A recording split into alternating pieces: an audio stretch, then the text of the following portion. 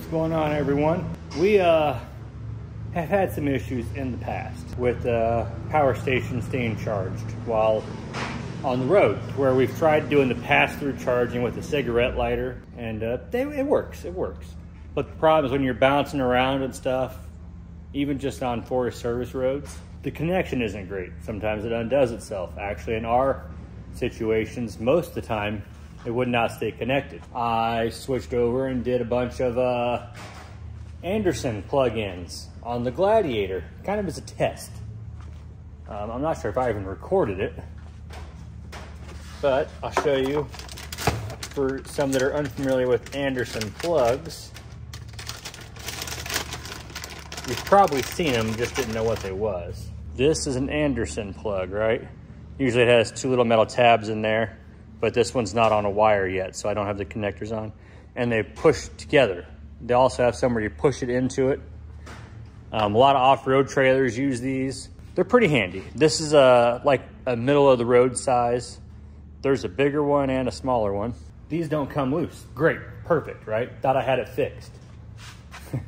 Although, where the wire goes into the power station that normally would have gone to a cigarette lighter that I replaced with this, where it plugs into the power station, you can't replace that. It's a specific part, right? That had been giving us problems too. Almost left us without power. I mean, not a big deal, except for food, you know. That's kind of a big deal. Food's nice to have, especially when you have the fridge. Fast forward, we're gonna do a little something today, another trial, see how good it works. It's pretty new to the market. You guys have probably seen it maybe by now, but it's also specific only to EcoFlow and only to the Delta series. It doesn't work on the rivers. So I present to you the ECOFLOW Alternator charger. You wire this into your vehicle. This is what connects it. This cable is short. So far, this is my biggest gripe. Just even thinking about installing this, that's all the length you got. So you have to have that alternator charger within that distance of where your power station is gonna be. And I thought maybe it was just 2 wires, but then you see all those 6 pins in the middle. I was just gonna cut this and extend it, but I'm not gonna go and cut this because they don't have it listed on the website individually. I'm gonna be good and just use just this, not gonna extend it. It comes with the power cable, all insulated. This is that nice abrasion resistant insulation. Ends are on there. Has an inline fuse. So you just hook that onto the positive. 2 wires. This is the part that plugs in to that. Now this wire, I forget the exact length, but we'll have it on the screen for you. The length, it's gonna be in meters, but it's okay. It's pretty long. This will go from the front of my power wagon. I could probably put it in the bed up in here. I don't think I could get it. I might be able to get it over the tire, maybe at max. I'm actually gonna put it in the cab. We spent some time kind of looking at places to put it in here. And with the decked slide out, or the decked cargo glide on here, I don't really want to have the cables being the wear item or getting pinched. I would rather it be an extension cord that I can replace easily. So that's what I'm gonna do. I'm gonna put the power station in here.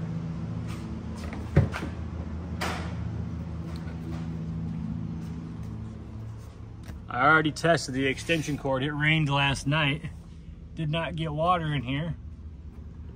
The seal works really good on this. And then I just ran it through the topper as well. I'm not worried about a little water getting in the topper. Everything in there is pretty water resistant, waterproof. I'm gonna mount this ECOFLOW alternator charger underneath my rear seat. This is the split for the seat. This is the 60%, this is the 40 when I'm leaning over.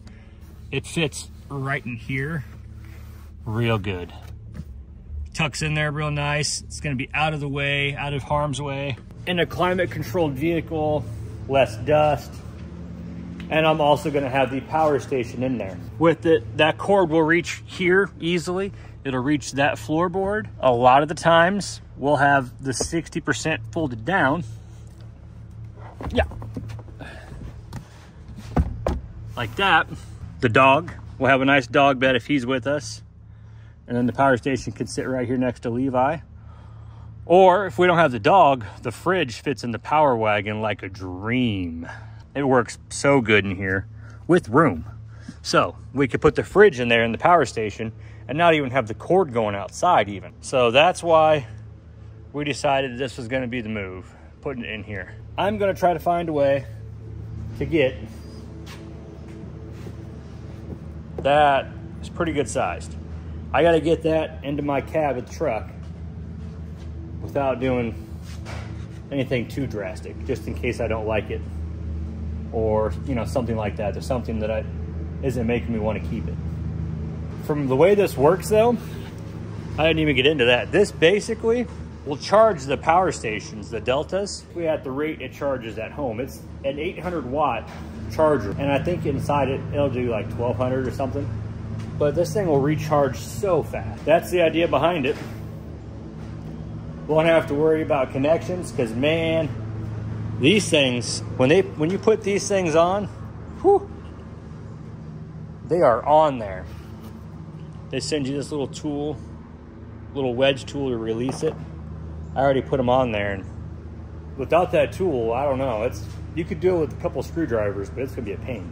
That'll give me the confidence to where I'm not gonna have a dead battery, because then even if I run the power station all the way down to nothing, just driving down the road for 3 hours, 2 hours, be fully charged again. That's huge. The biggest trick today is running the wire through the truck. I'm gonna do a little looking, try to come up with a place to run this wire, and then I'll bring you back and we'll see what I come up with.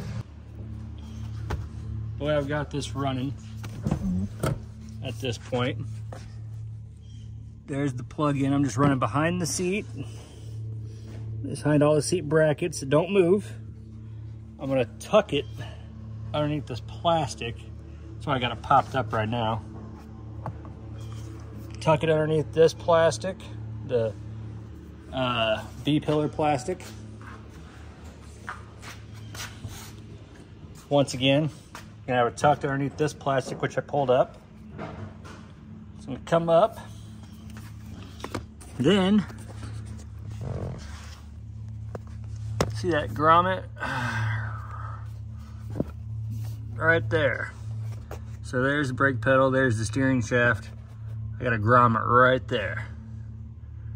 That leads straight out.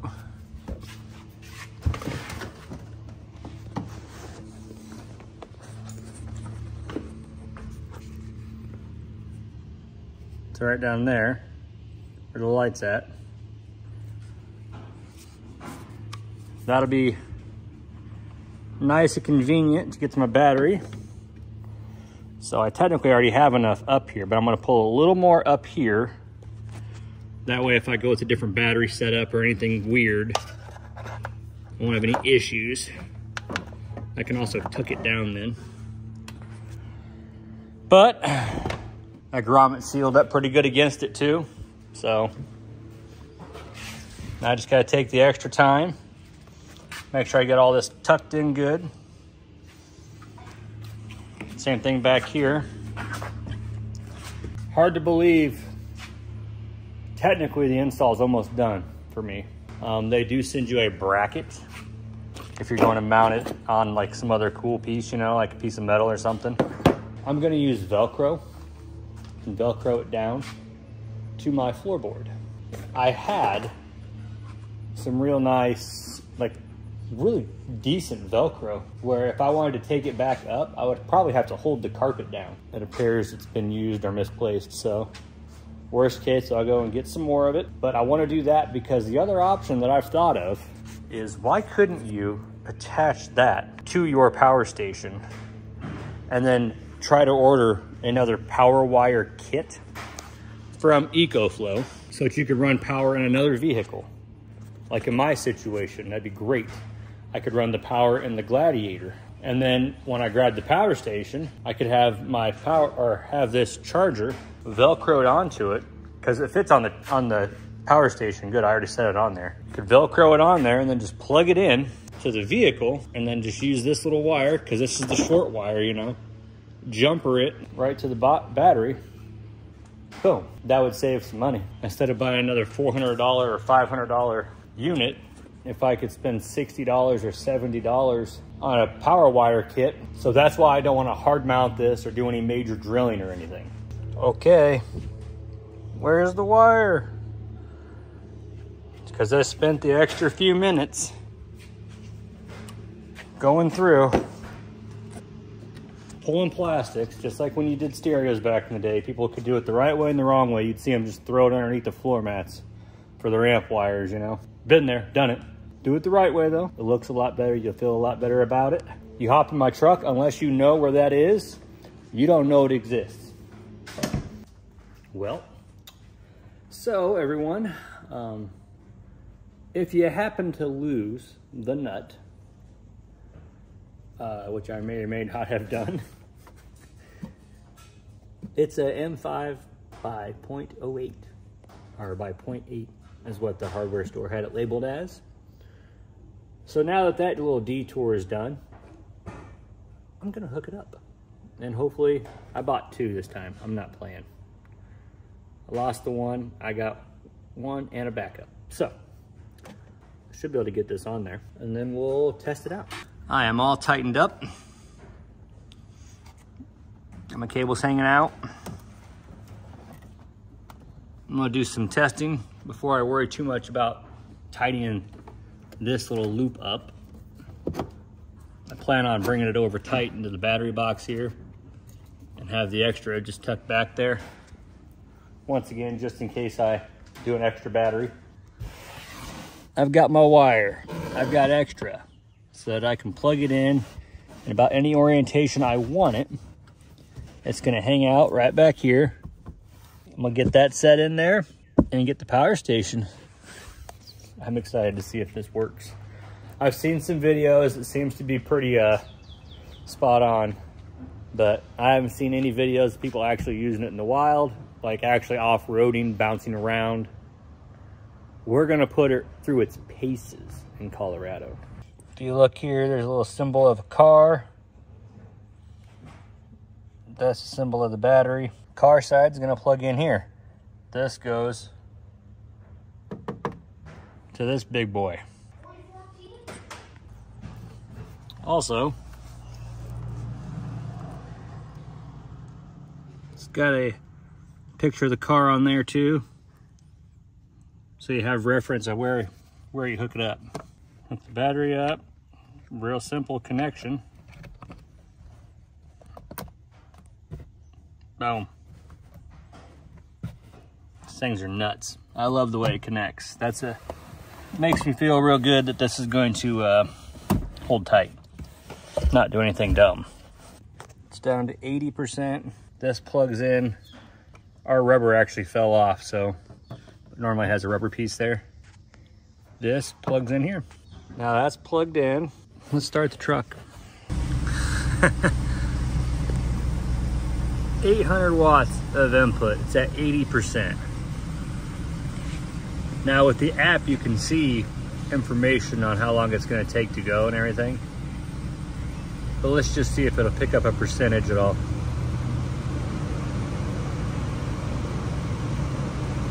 We're gonna go look at the dash here. I noticed my truck knows that something's pulling power. It's like in its winch mode. So that might be an interesting dilemma we have to deal with.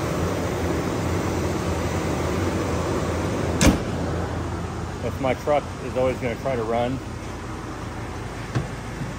like this, that's gonna be a problem.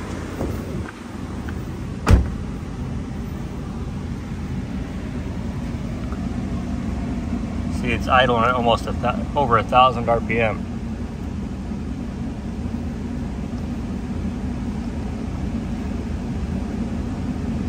I mean, it's got a battery gauge. It's spiking up pretty high, obviously. I just want to know. I don't remember if I have an actual voltage readout. I don't think this has anything either, for me to be honest with you, but so I don't actually have a voltage gauge. That's kind of frustrating.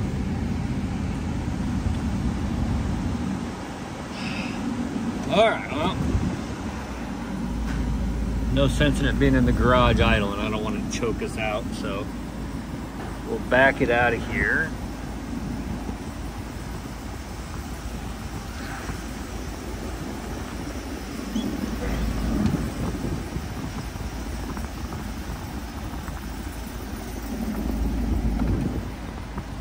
I gotta fold my mirrors down too. I towed that big thing and I never folded them back down. All right, so we'll go and check and see what. Oh, I also got the air on full bore too. That's probably not helping the idle. It's a higher idle though. But I think this has one of those smart alternators where it'll charge more when needed. And to be fair, the volts probably aren't that high anyways. But I don't know, maybe. Let's check it out, see if we're still working as we're supposed to. So we're at 81%. This is a big battery. I forget the specs on it, but 81%. So that's pretty good. Still running in at 800 watts input. Basically, if I was to pull 800 watts, it would just stay stagnant. I have never even got close to that, ever. So we should probably be pretty good. I'll probably get the app downloaded on my phone, make sure I can adjust settings. Maybe it needs a barcode off there or something. I'll make sure that's hooked up. 82%. Ooh. Anyways, I'll make sure that's hooked up so I can control it. Because you can also control like how much input it puts in and stuff like that. And you can monitor your battery and all that, right? Just like any other thing now, everything has to have an app, right? So I'm gonna check that out, and then maybe I'll drive this to go pick up some Velcro to secure that how I want. And then I'll address the wires under the hood, get those kind of secured up, and this should be done. Anyways, the connection.